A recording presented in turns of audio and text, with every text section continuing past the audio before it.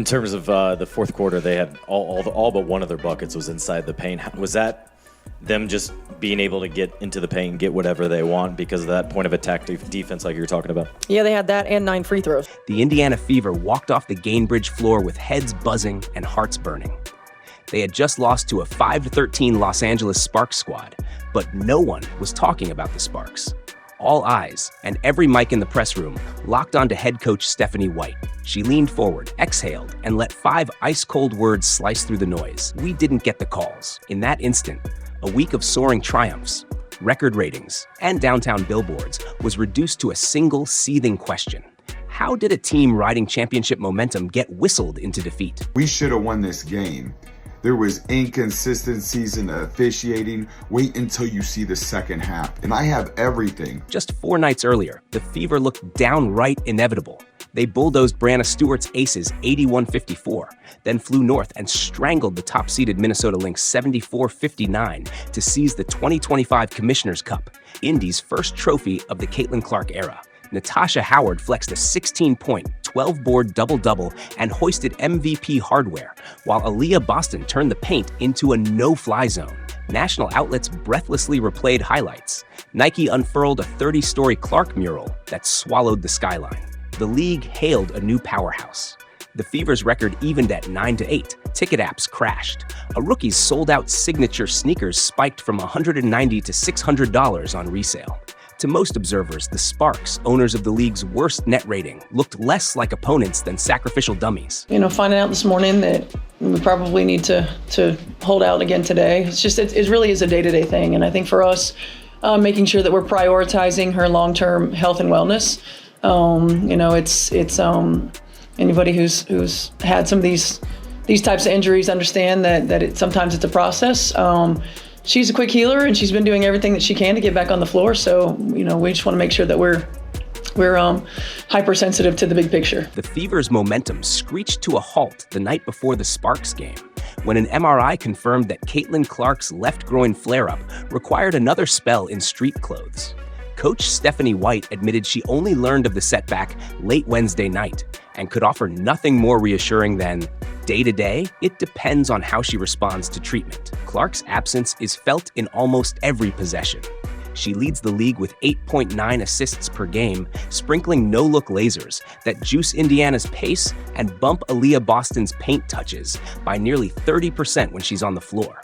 Without that passing gravity, the Fever's offense crawls from a top-5 pace to the bottom third, and the half-court stalls into clumsy post-ups and last-second heaves. Yet Clark's influence lingers beyond the hardwood. A 100-foot Nike mural now blankets the 34-story JW Marriott downtown, reminding everyone, from season ticket holders to rival coaches flying in for the All-Star break, whose city Indianapolis has become. The irony is brutal.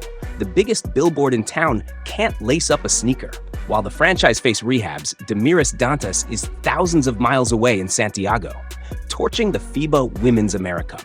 Her 21-point burst against El Salvador pushed her past 400 career AmeriCup points, second most in tournament history, and kept Brazil undefeated. Great news for her national team. Terrible timing for Indiana. Dantas' stretch 4 set is the ideal release valve when Boston draws double teams. Without her, the Fever's front court spacing shrinks, and Coach White is forced to run 6'1" wing Sophie Cunningham at power forward for long, exhausting stretches. Then came the bombshell. On June 25th, 16-year veteran DeWanna Bonner asked for, and received, an unconditional release after averaging just 7.1 points in a reduced role. The fit did not work out, she said in a tersely worded statement that immediately sparked rumors of locker room friction and whispers of a late career return to Phoenix. Bonner wasn't merely a bench scorer. She was the steady voice who talked rookies through delayed flights and playoff anxiety. With one waiver wire transaction, Indiana lost 24,000 career minutes of wisdom.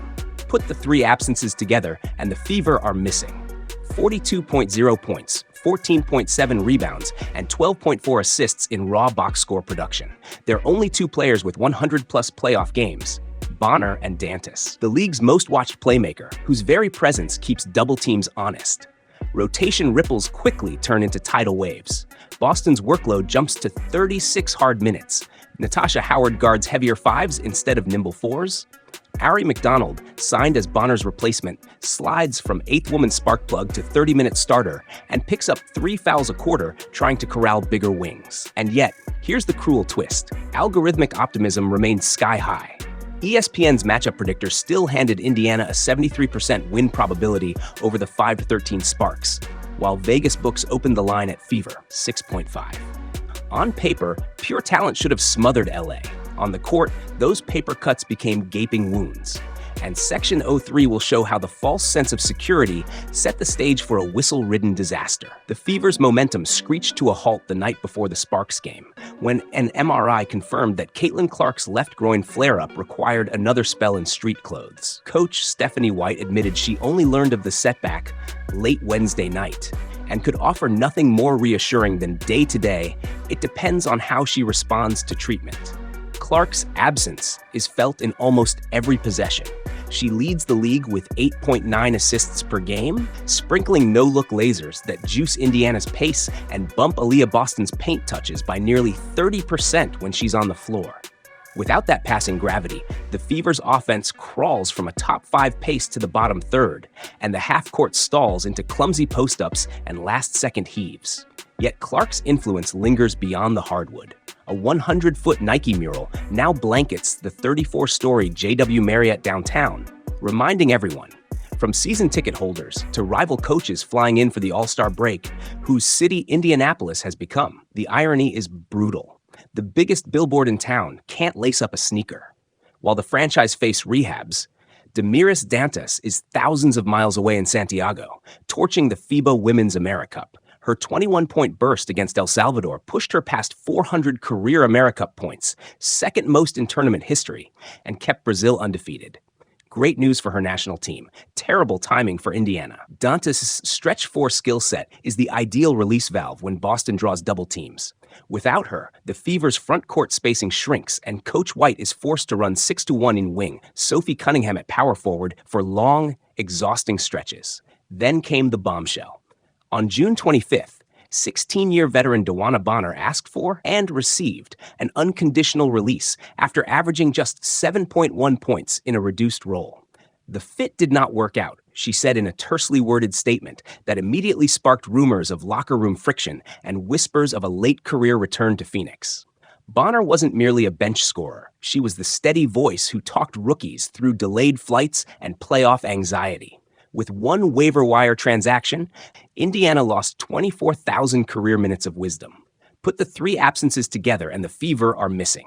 42.0 points, 14.7 rebounds, and 12.4 assists in raw box score production. They're only 2 players with 100-plus playoff games, Bonner and Dantas, the league's most watched playmaker, whose very presence keeps double teams honest. Rotation ripples quickly turn into tidal waves. Boston's workload jumps to 36 hard minutes. Natasha Howard guards heavier 5s instead of nimble 4s. Ari McDonald, signed as Bonner's replacement, slides from 8th woman spark plug to 30-minute starter and picks up 3 fouls a quarter trying to corral bigger wings. And yet, here's the cruel twist. Algorithmic optimism remains sky high. ESPN's matchup predictor still handed Indiana a 73% win probability over the 5-13 Sparks, while Vegas books opened the line at fever, 6.5. On paper, pure talent should have smothered LA. On the court, those paper cuts became gaping wounds, and Section 03 will show how the false sense of security set the stage for a whistle-ridden disaster. For a 5-minute flash in the late third quarter, the Fever looked every inch the contender their projections insisted they were. Aliyah Boston caught the ball on the right block, pivoted through a double team, and banked in a hook that sent a low rumble through Gainbridge Fieldhouse. Seconds later, she erased a Sparks layup at the rim, flinging the rebound ahead to Kelsey Mitchell, who buried a pull-up 3 before LA's defense could even locate her. The lead jumped to 9, the home crowd found its voice, and the Fever bench rose in a row of fist pumps that seemed to shout, "See? Order restored." Boston was a revelation. Shouldering the sort of usage rate normally reserved for superstar guards and still making it look effortless. She finished with 23 points on 17 shots, plus a dozen rebounds, 2 blocks, and countless possessions where her very presence bent the Sparks' defense like hot plastic. Every time she touched the ball in the paint, LA's backline tilted hard, daring the Fever's supporting cast to beat them from outside. That challenge suited Mitchell just fine. In Clark's absence, she has evolved from compass to flamethrower, sliding off ball screens, stopping on a dime, and launching rainmakers that barely disturb the net. Her third triple of the night put her past 600 career makes and gave her the franchise's Iron Woman record at 251 games played, a milestone that drew a grin even from the usually stoic Boston. Mitchell's stat line, 19 points, 3 assists, 0 turnovers, tells only half the story. The other half lives in the sudden hush that falls over defenders when she bounces a retreat dribble, sets her feet, and raises the ball above her head. Natasha Howard supplied the veteran ballast. Where Boston bulldozed and Mitchell floated, Howard cut through seams like a hot needle, slipping post seals for easy layups, Euro-stepping around late contests, and digging in on the defensive glass whenever the Sparks threatened second chances. Her 21 points came on 11 shots, a masterclass in economy, and her 9 rebounds included 2 tip-outs that led directly to Mitchell daggers. With every flex of her shoulders, you could almost hear Howard telling the younger players, "Follow me. I've climbed this mountain before." Between the 3 of them, the Fever produced a stat line fit for a blowout.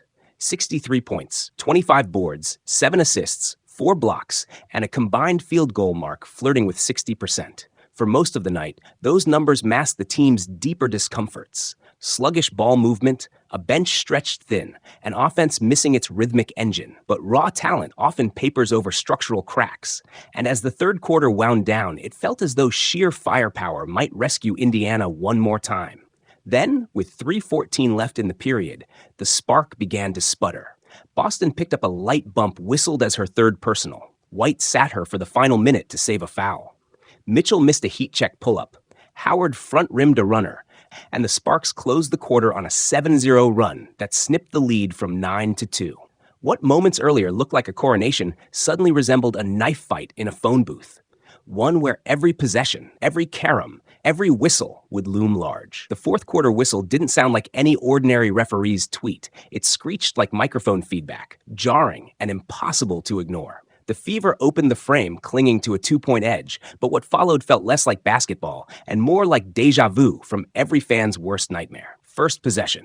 Sophie Cunningham lunged for a loose ball and suddenly found the crook of Ray Burrell's elbow cinched tight around her neck. The crowd gasped. Cunningham staggered. Everyone braced for the obvious flagrant. Instead, the official slapped his hands together and signaled jump ball. 1,000 voices detonated in unison, howling disbelief that a headlock could earn the same ruling as 2 hands on a sphere. Next trip, Aliyah Boston planted both feet, arms straight up, textbook verticality. Derica Hamby barreled in, missed short, and tweet Boston's 4th foul. She stared at her palms as if checking for invisible razor blades. The scoreboard operator barely had time to update the tally before the whistle shrieked again. McDonald whistled for body contact she never made, sending the Sparks back to the stripe. By the 6-minute mark, the free throw ledger read LA 9, Indiana 0 for the quarter. Pace slowed to molasses. Each inbound pass felt like walking across a minefield. Any brush of arms might explode into another whistle. The Fever, once feasting on rhythm and flow, suddenly looked terrified to breathe. The Sparks capitalized, dripping the shot clock to its final grains, then barging into traffic to fish for contact. It became a grim equation. Body blow, whistle, free points. Hamby buried 4 straight from the line. Lexi Brown added 2 more. What had been a Fever cushion shrank, flipped, then ballooned into a multi-possession deficit without a single field goal. Fans lost it. A wave of "Ref, you suck" chants rolled from the cheap seats down to courtside. Social feeds detonated in real time. Slow-motion clips of the neck grab, freeze frames of Boston's untouched forearm, screenshots of the lopsided foul column. Even neutral observers chimed in, calling the sequence unwatchable, lopsided, a demen's shame. On the bench, Boston seethed. Kelsey Mitchell paced like a caged cat, pleading for calm but blinking back fury. Natasha Howard pointed to a fresh scratch across her cheek. Coach Stephanie White rotated her clipboard a full 180 degrees. Then another, hunting for any adjustment that didn't involve praying for impartiality. Yet somehow, in the middle of the chaos, the Fever clawed back. Boston, playing with 5 personals, re-entered and swatted an interior attempt so clean it left 0 room for debate. Mitchell splashed a step-back triple that silenced the arena long enough to hear her own sneakers squeak. Howard muscled through contact, real contact, for an and 1 that cut the margin to 1. 90 seconds left. Tie game. Everything hanging on who would blink first, player or official. The next whistle settled it. Boston posted, pivoted, pump faked. No defender bit. She kicked out to Cunningham, who ripped baseline and collided shoulder to shoulder with Kia Nurse. The ball squirted loose. Official's arm snapped up, offensive foul. Fever bench erupted. White's polite veneer cracked into a two-word expletive the broadcast barely bleeped. Sparks hit both freebies on the other end, stole the inbound pass, and converted a layup that felt like a dagger plunged straight through the box score. Final horn. LA 79, Indiana 74. The Fever's stat sheet glimmered. Boston 23-12, Howard 21-9, Mitchell 19. But the only numbers that mattered were in the foul column. Indiana 26, LA 14. 9 of the Sparks' last 11 points came from the line. Cunningham slumped in her seat, still rubbing her throat. Boston tucked her jersey into her mouth to mask a scream. Mitchell stared at the free throw totals until they blurred into white noise. 10 minutes later, Stephanie White marched into the press room, eyes blazing, voice steady, and dropped the 5 words that would ignite league-wide firestorms. We didn't get the calls. She didn't shout. She didn't elaborate. She simply turned, thanked reporters, and left. 5 syllables echoing louder than any courtside siren. Stephanie White's post-game mic drop lasted less than 3 seconds, yet the shockwave rippled through the league for days. We didn't get the calls. 5 syllables, no raised voice, no finger pointing, delivered with the steady finality of a judge's gavel. Reporters froze, pens hovering mid-scribble. Camera flashes stuttered as if uncertain whether the press conference had actually ended. By the time White stepped off the podium, the clip had already hit social feeds, and the phrase was trending in 3 states. Within an hour, ESPN's late-night panel looped the soundbite on repeat while analysts dissected every missed whistle from a dozen angles. Fever superfan threads stitched together montages of neck locks, phantom fouls, and off-ball shoves, overlaying each frame with the words in bold white font. We didn't get the calls.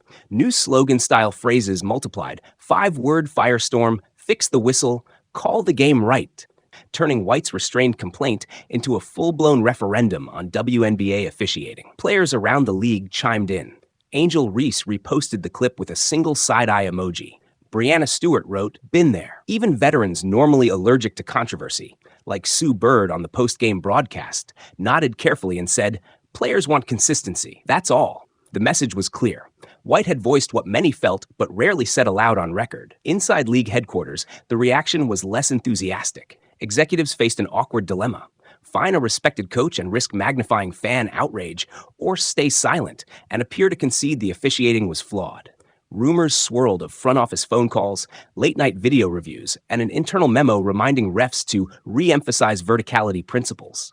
Meanwhile, local indie radio hosts ran a mock telethon raising fine money in case the league came down hard. Listeners pledged over $10,000 before breakfast. Back in the Fever locker room, White's 5 words carried a different weight. Players who had been stewing in frustration suddenly felt validated. Aliyah Boston spoke later about how the statement put a backbone in the room. Kelsey Mitchell described it as a spark that flipped disappointment into determination. If coach is willing to wear the heat for us, we better answer on the court. They did more than answer. They wrote the quote on the whiteboard in scarlet marker and left it there through film study. We didn't get the calls. Every time a clip showed a missed box out or a slow closeout, White would tap the quote and say, "Officials can't save you from yourselves. Clean the details and force them to blow the right whistle." The phrase also galvanized the fan base. Gainbridge Fieldhouse sold out its next home game in under 6 hours. The Fever's community team printed rally towels stamped with the 5 words. They disappeared from merchandise stands before doors even opened. Local breweries renamed a hazy IPA 5-call Fallout. Each swallow tasted like citrus and quiet rebellion. White never clarified or backtracked. When a columnist asked whether she expected a fine, she smiled and shrugged, "I expect accountability, whatever form that takes." Her poise only deepened the resonance, because the statement wasn't a tantrum, it was an indictment delivered in measured tones. And measured tones are harder to dismiss as mere sour grapes. The league has yet to announce any disciplinary action. If a fine arrives, Fever fans are ready to crowdfund it in minutes. If no fine arrives, the silence itself becomes a tacit admission that White's frustration had merit. Either way, those 5 words have already shifted the conversation. From why did Indiana lose to how can the league ensure this never decides a game again? Strip away the scoreboard, the whistles, even the 5-word rallying cry, and you'll find something harder to measure, yet impossible to ignore. Growth hiding in plain sight. Aliyah Boston's workload has quietly climbed to a career high, and with every added touch, she's learning to read triple teams, the way veteran centers read traffic. One night, it's the no-look skip pass to the corner. The next, it's a shoulder fake into a smooth 15-footer she rarely trusted before. Those reps don't vanish when Caitlin Clark returns. They compound. Kelsey Mitchell, long branded a pure scorer, is filling Clark's playmaking void in bite-sized chunks. A pocket bounce to Natasha Howard, a surprise flare screen that frees Sophie Cunningham for a baseline cut. Each newfound wrinkle turns her from specialist into Swiss Army knife, and defenses that once keyed only on her jumper are now losing sleep over her reads. Natasha Howard, meanwhile, is mentoring in real time. She's the voice reminding rookies to ice their knees, the hand that yanks Mitchell out of huddles for an extra word, the calm that steadies Boston after a bad whistle. Every young locker room needs that gravity.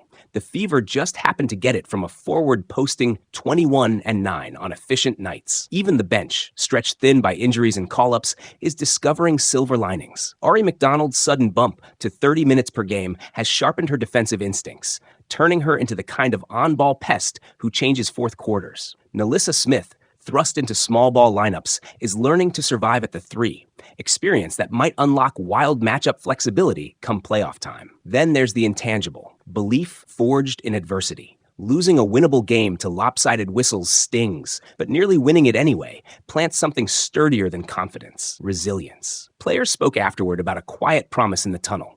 Nobody beats us when we're whole. They meant healthy bodies, yes, but also a healthy respect for detail, for poise, for finishing the job before a whistle can intervene. The calendar offers a proving ground. In the next 2 weeks, the Fever face expansion darlings Golden State, a resurgent Atlanta, and title-hunting Connecticut before a marquee showdown with New York. Each matchup is a chance to test new roles, bank chemistry, and most of all, prepare the runway for Clark's much-anticipated return. Her rehab is already lifting spirits. Light shooting, non-contact drills, a grin that says the pain is fading. When she does lace up, the team she rejoins won't be the same one she left. It will be tougher, smarter, and far less willing to let outside forces dictate outcomes. Transition, all of which sets the stage for a second-half surge born from frustration and aimed squarely at every opponent that capitalized on Indiana's weakest moment. Mark the dates. Circle them in bold ink if you must. July 9th, San Francisco. July 12th, Atlanta. July 15th, back home against Dallas. July 18th, Connecticut. July 21st, New York. 5 games, 15 days, each one against a team that either caught the Fever shorthanded or chuckled as whistles tilted the floor. And yes, the players know. The locker room whiteboard doesn't show logos. It lists names. Golden State Valkyries. July 9 Atlanta Dream, July 12th. Atlanta stole one in May on the back of physical wings and second chance points. Aliyah Boston remembers every elbow. Expect hard hedges on Ryan Howard, fast doubles on Cheyenne Parker, and a controlled tempo designed to ground the Dream before they ever lift off. The expansion darlings caught half the league off guard with early season up-tempo chaos, but they've never faced a fully armed Indiana backcourt. If Caitlin Clark's medical check clears, she'll log her first minutes in 3 weeks on the very Bay Area floor where her college step-back became viral folklore. The crowd will show up for highlights, but the Fever, they're there for the win. Dallas Wings, July 15. Connecticut Sun, July 8-18. A bruising litmus test on the road in Uncasville. The Sun owned the paint. But this one, it's all about Boston versus Brianna Jones. An immovable force duel fans have been waiting for. Stephanie White circles Connecticut games in red ink. It's her old stomping ground. And nothing sharpens her clipboard like a familiar tunnel. Last time, Dallas feasted on mismatches. A thin Fever bench left Howard covering both 4s and 5s. That luxury's gone. Damiris Dantas returns from AmeriCup, and now Indiana's front court can hold the line. This matchup, it may swing on which team's stretch 4 hits their early 3s. And the Fever, they've got 2. New York Liberty, July 21. Standing swing. 5 wins, and Indiana jumps from middle seed to top 4 contention. That's home court leverage when the playoffs hit. Chemistry audit, Clark, Dantas, a re-energized bench, all tested nightly against contrasting styles. Run and gun in San Francisco, grinders in Connecticut, star power in New York. Narrative flip, victories on national stages. Shift the conversation from officiating grievances to a championship trajectory. From complaints to headlines, they write themselves. Bright lights, Boston's evolution, from finisher to inside-out facilitator. Mitchell's arsenal, now balanced between dagger jumpers and smart drive and kick reads. Howard's calm, anchoring rotations when the crowd surges. And Clark, Her return carries one motive: prove that the league's most scrutinized rookie can close games, not just sell jerseys. National broadcast, primetime Sunday slot, Sabrina Ionescu, Brianna Stewart, and a crowd that treats Caitlin Clark as both rival and box office magnet. This is the rematch of last year's Commissioner's Cup semifinal, and it's the last checkpoint before the All-Star break. Perfect timing for a statement road win. Put it all together, and you get a roster no longer content to survive adversity. This team is ready to weaponize it. The Fever don't just want to climb the standings. They want receipts. Every hard foul, every missed call, every smirk.